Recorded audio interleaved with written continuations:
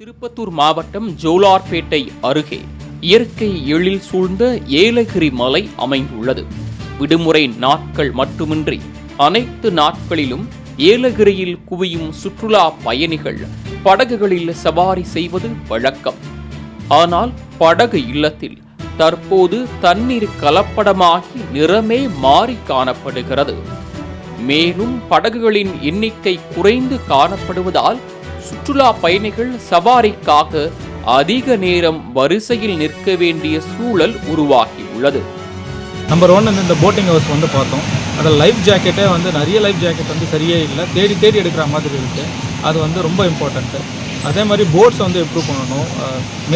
மிதிக்கிற bots எதுவுமே மெரிச்சா உடனே போக மாட்டேங்குது. நிறைய எஃபர்ட் போட வேண்டியதாக இருக்குது. ஸோ அந்த மெயின்டெனன்ஸ் ஆக்டிவிட்டி பண்ணணும்.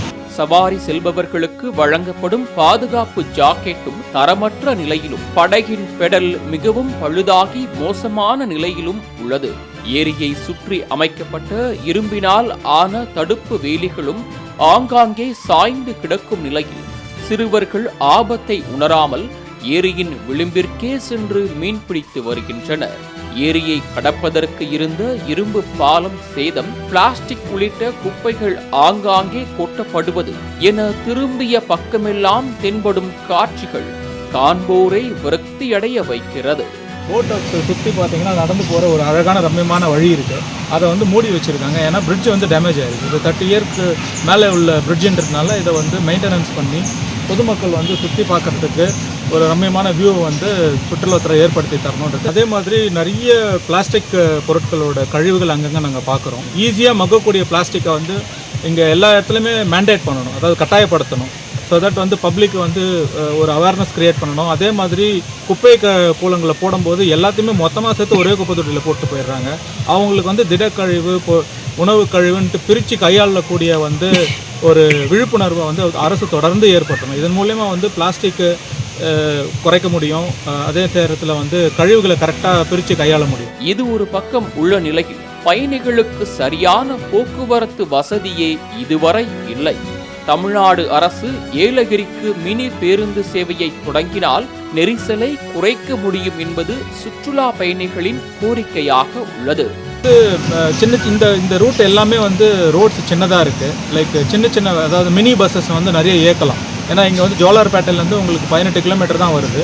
நிறைய மினி பஸ்ஸஸ் விட்டிங்கன்னா, ஃப்ரீக்வெண்ட் அதிகமாக விட்டிங்கன்னா உள்ளூருக்கு இருக்க மக்களே இதை கமர்ஷியல் ஆக்டிவிட்டி இன்க்ரீஸ் பண்ணுறதுக்கு வாய்ப்புகள் நிறைய இருக்குது. இது தவிர முன்பெல்லாம் ஏலகிரியில் கோடை விழா என ஒன்று நடத்தப்பட்டு வந்தது. ஏலகிரியை சுற்றியுள்ள தனியார் நிறுவனங்கள் பறவைகள் பூங்கா, சிறுவர் சாகச விளையாட்டு அரங்கம், கேளிக்கை நிகழ்ச்சிகள் போன்றவற்றை ஏற்பாடு செய்திட கோடை விழா கோலாகலமாக நடந்து வந்தது. ஆனால் சில வருடங்களாக எந்தவித கொண்டாட்டங்களும் இல்லாமல் ஏலகிரியே சந்தோஷ வறட்சியில் உள்ளது. இந்த பேர்ட்ஸ் பார்க்கு, அதுக்கப்புறம் இந்த சாக்லேட் ஃபேக்ட்ரி, இதெல்லாம் கவர்மெண்ட் கொண்டு வந்தால் இன்னும் ரொம்ப நல்லாயிருக்கும். இப்போதைக்கு ப்ரைவேட்டாக எடுக்கிறாங்க. கவர்மெண்ட் அண்டர்டேக் பண்ணால் இன்னும் கொஞ்சம் சீப்பாகவும் இன்னும் நல்லா பண்ணலாம். இப்போ இங்கே சுற்றி பார்க்கும்போது ஒரு அப்சர்வேஷன் என்னன்னா, நிறைய ஆக்டிவிட்டீஸ் எல்லாமே ப்ரைவேட்டாக தான் பண்ணி வச்சுருக்காங்க. ப்ரைவேட் எப்பவுமே அதிகமான காஸ்ட் ரெக்கவரி பண்ணுவாங்க பப்ளிக்கிட்ட இருந்து. இதே கவர்மெண்ட்டுன்னு பண்ணும்போது அதோட ரேட் ரொம்ப கம்மியாக இருக்கும்.